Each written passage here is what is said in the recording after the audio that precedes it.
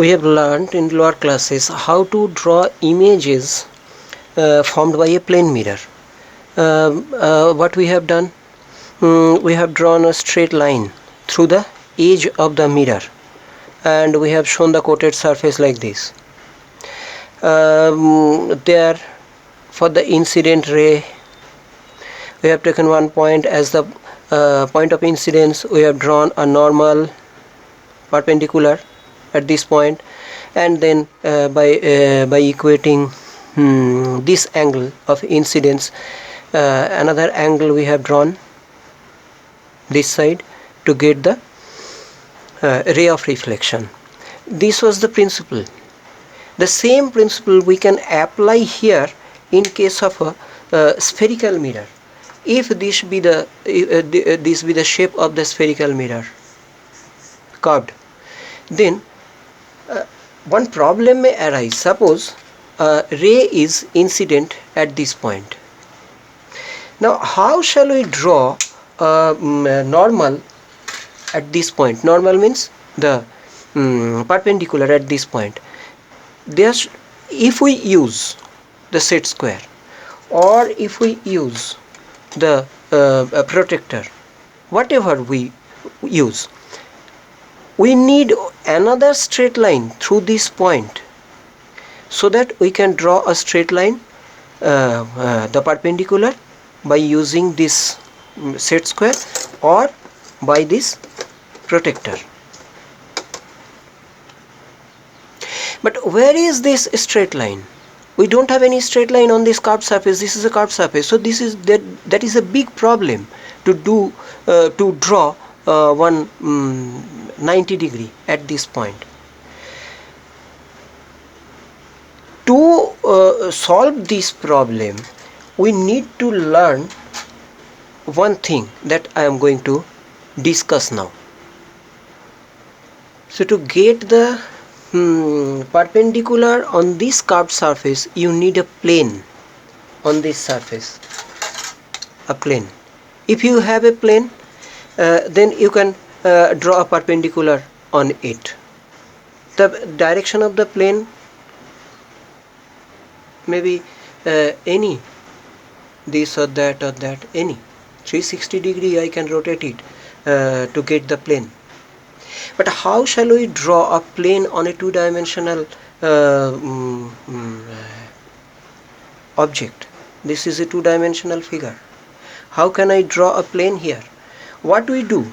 We show the edge of the mirror like by drawing a curved line, and we will draw the plane just by drawing a line. What line is that? The line which will touch, as it has done here, this plane. If this be the plane, this is a ruler, this is a plane. Like this, if a line just touches it, not intersect, it should not intersect. Intersect means it should not cut the curved line. If it cuts, it will cut by 2 points here and there. If this be the line, see, it cuts here and here.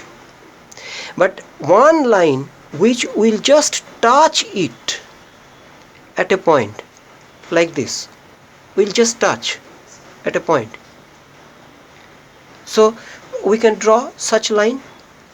Suppose the line is this.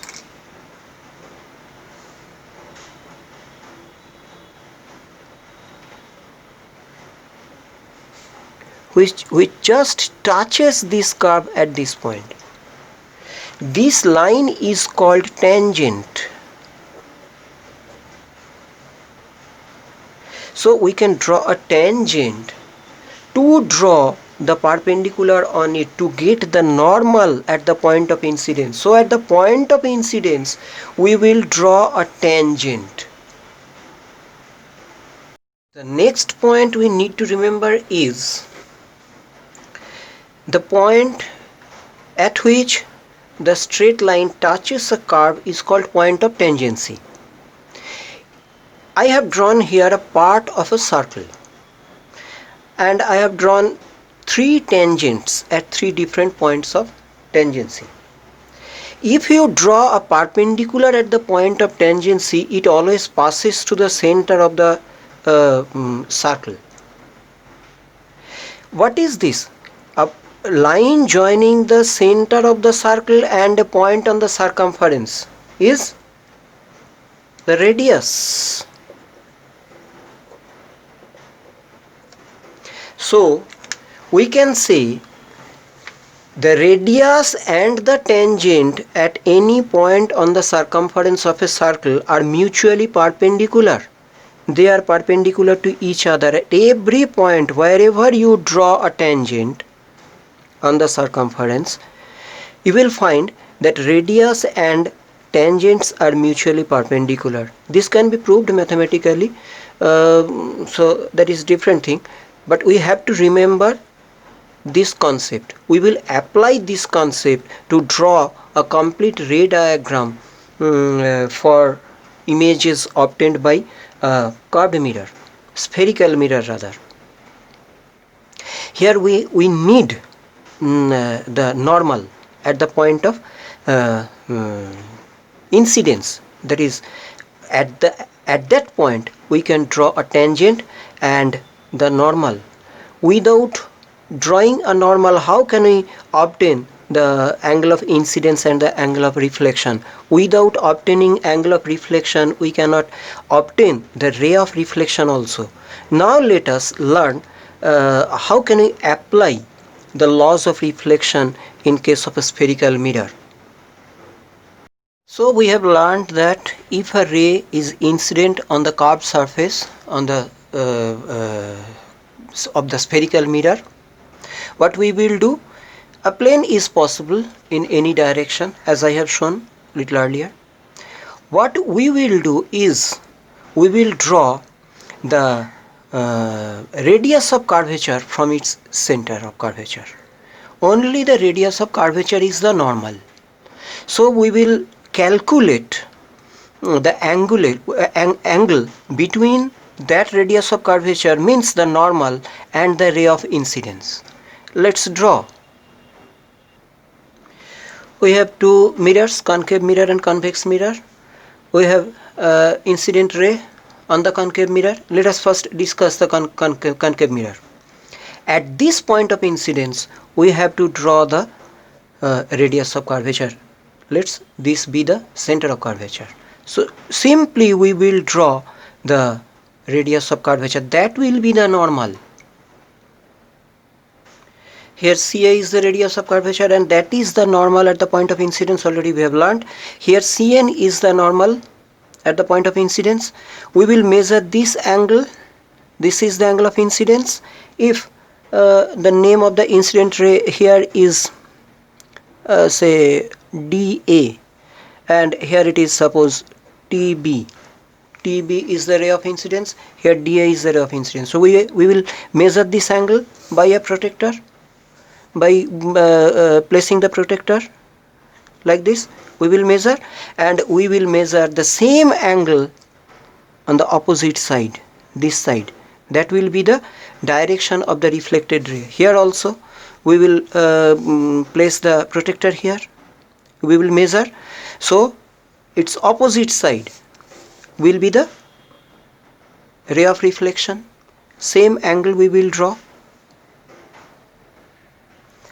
By equating the angles on either of these sides of the normal, I have got the ray of reflection. Here also these two angles are equal, angle of incidence, angle of reflection. Here also angle of incidence, angle of reflection. These two angles are equal. I have equated by the protector. This is how we can draw the reflected ray. Now we will learn how to draw the reflected rays for some special cases, because we will consider those special rays in case of ray diagrams, because from any object many rays may incident on the reflecting surface, but we will consider either of the two rays from three, at least three I am going to show you. out of these 3 rays we will consider only 2. That will be sufficient for us. Now let us consider the first case, where a ray incidents through the center of curvature, passing through the center of curvature. When it incidents on the surface, if you draw the radius of curvature, that is the normal at the point of incidence, the radius of curvature and the incident ray will be same.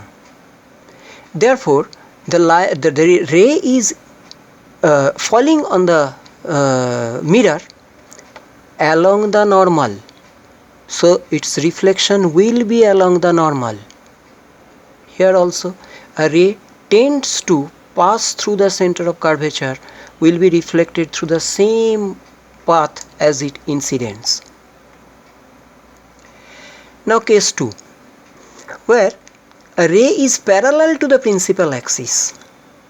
If you draw the radius of curvature at the point of incidence, you will find one angle of incidence here. So at the other side you can draw the angle of reflection, same angle. You will find the ray of reflection is passing through focus. So our conclusion is a ray parallel to the principal axis will be passing through the principal focus in case of concave mirror, and in case of convex mirror it will tend to pass through the focus, or it will emerge from the focus when the ray is parallel to the principal axis. Case 3, where ray is passing through the focus. Again, if you draw the radius of curvature, that is, if you join C and the point of incidence, that will be the normal. So you will get one angle of incidence between the incident ray and the normal. Similarly, you can draw the angle of reflection at the other side of the normal. You will find the ray of reflection is parallel to the principal axis. Here also ray of reflection will be parallel to the principal axis. And another case where ray is incident at the pole. Here it is very easy and it is clearly seen that this is the normal radius of curvature. So angle between the incident ray and the normal is equal to the angle of